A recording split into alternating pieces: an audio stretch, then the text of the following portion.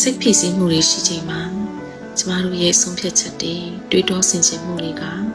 အကောင်းဆုံးဆိုတဲ့နေရာတစ်ခုစီကိုရောက်ချင်မှရောက်မယ်ဒီလိုဖြစ်စည်းနေတဲ့အချိန်လေးမှာတတိထားကင်တွယ်ဖို့လိုတဲ့နည်းလမ်းလေး၃ခုကိုလည်းကျမအနေနဲ့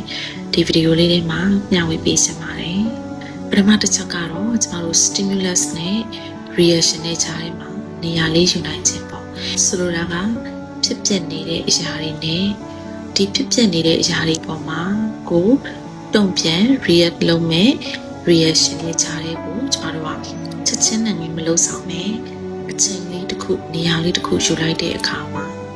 ကိုယ့်အတွက်တည်ငြိမ်ဖို့အချိန်ရလာတယ်။တော့ဆင်ခြင်နိုင်ဖို့အတွက်အချိန်လေးရလာတယ်။ဒါကြောင့်မလို့ဖြစ်ပျက်နေတဲ့အရာနဲ့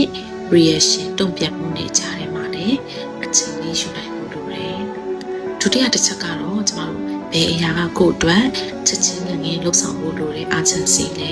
ဘယ်အရာကတော့အရေးကြီးတဲ့အရာတွေလဲစာတွေကိုကျမတို့ခွဲခြားသိမြင်ဖို့လိုတယ်။ဖြစ်စည်းမှုတွေရှိလာတဲ့အချိန်မှာတန်သွားပြင်ကျမတို့ကတခုခုဆိုအနှံလုံးလာတယ်။တခုခုလုံးလိုက်ရမှဂျင်းနဲ့တယ်ဆုံးဖြတ်ချက်တွေကိုအလော30ချဖို့ဖြစ်လာတယ်။ကိုယ့်ရဲ့တုံ့ပြန်မှုတွေကလည်းအလိုအလျောက်တုံ့ပြန်မှုတွေဖြစ်ဖို့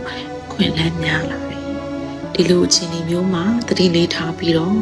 ဘယ်အရာက urgency လဲအခုချက်ချင်းလှုပ်ဆောင်ဖို့လိုတဲ့အရာတွေတဲ့ဘယ်အရာတွေကတော့အရေးကြီးတဲ့အရာတွေလဲစသဖြင့်လူမျိုးခွဲထုတ်နိုင်ခြင်းကလည်းကျမတို့အတွက်ကောင်းကောင်းစီမံခန့်ခွဲနိုင်ဖို့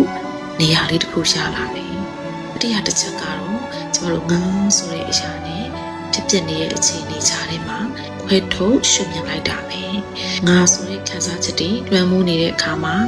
တာမန်သဘောမတူညီမှုလေးတွေကလည်းဒါငါ့ကိုမလေးစားတာပဲဆိုတာမျိုးဖြစ်လာတယ်။ minor flaws ပေါ့ကိစ္စသေးသေးလေးတွေအမှားသေးသေးလေးတွေကလည်းဒါက failure ကြီးပဲ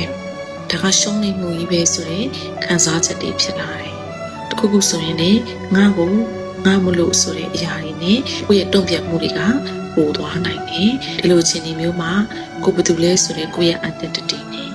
ဖြစ်ပျက်နေတဲ့အရာနဲ့ကြားတွေကိုကျမတို့ရခွဲထုတ်ရှုမြင်နိုင်ဖို့လိုအပ်ပါတယ်။ဒီ၃ချက်ကတော့ဖြည့်ဆည်းမှုတွေရရှိလာတဲ့အချိန်မှာတည်ထားလို့ရနိုင်တဲ့နည်းလမ်းလေးတွေပဲဖြစ်ပါတယ်